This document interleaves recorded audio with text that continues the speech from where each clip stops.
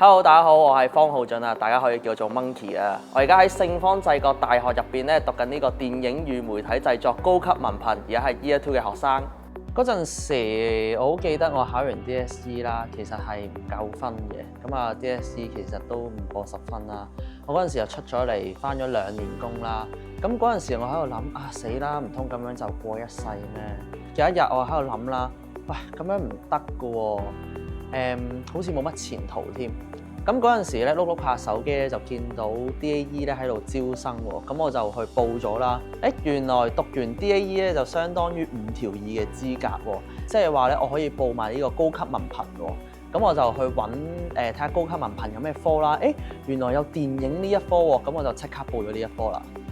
最難忘，我覺得喺呢度讀書咧最難忘嘅嘢咧，就一定係大家一齊去拍一套微電影啦。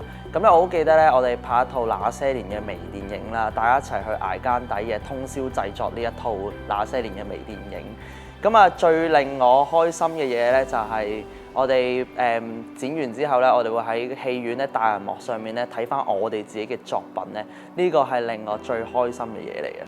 咁啊，本身我都唔係好諗到自己出路嘅，咁直至咧喺度讀完之後咧，我係對呢一科對電影同埋呢個媒體製作咧係有一個極大嘅興趣啦。我會想喺呢行咧繼續發展落去啦。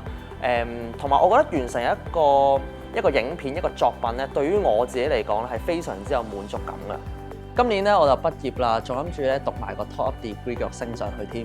如果你哋又好似我咁樣唔係好擅長讀書，但係又想揾到自己目標嘅話，咁唔使等啦，即刻報讀明愛嘅 DAE。